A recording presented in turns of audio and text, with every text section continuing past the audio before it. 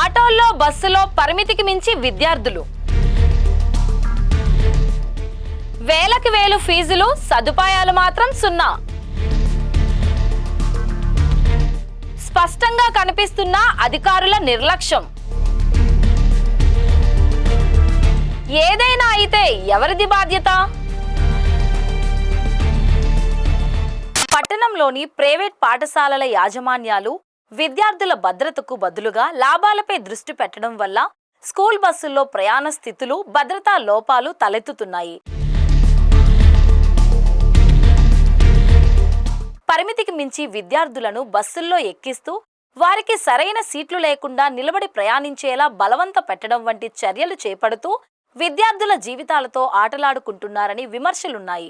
వేలాది రూపాయలు ఫీజులు కడుతున్నా సరే కనీస ప్రాథమిక సదుపాయాలు కల్పించకపోవడం, దీనిపై అనేక ఆరోపణలు వెల్లడవుతున్నా సరే అధికారులు పట్టించుకోకపోవడం, కనీసం అటువైపు కన్నెత్తి చూడకపోవడంతో ప్రైవేటు యాజమాన్యాలు మరింత రెచ్చిపోతున్నాయనే ఆరోపణలు వినిపిస్తున్నాయి.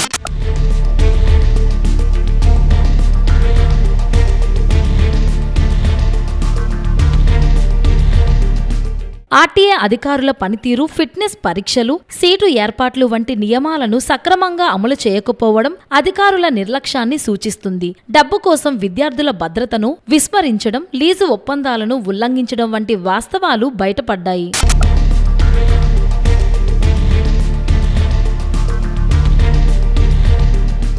ఇంతగా విద్యార్థులను ఇబ్బందులు పెడుతూ వారి తల్లిదండ్రుల జేబులకు గుల్ల చేసేలా డబ్బులు వసూలు చేస్తున్నట్లు ఆరోపణలు వస్తున్నప్పటికీ కనీస చర్యలు కానరాని పరిస్థితుల్లో ప్రైవేటు యాజమాన్యాలు మరింతగా రెచ్చిపోతున్నాయి. అధికారులు విద్యార్థుల భద్రత ప్రశ్నార్థకంగా మారేలా వ్యవహరిస్తున్నారని స్థానికులు అంటున్నారు. ఇప్పటికైనా అధికారులు స్పందించి తగు చర్యలు చేపట్టాలని కోరుతున్నారు. తర్వాత ఏదైనా జరిగితే దానికి పాఠశాలల యాజమాన్యాలతో పాటు అధికారులు బాధ్యత వహించాల్సి ఉంటుందని స్థానికులు, విద్యార్థుల తల్లిదండ్రులు హెచ్చరిస్తున్నారు.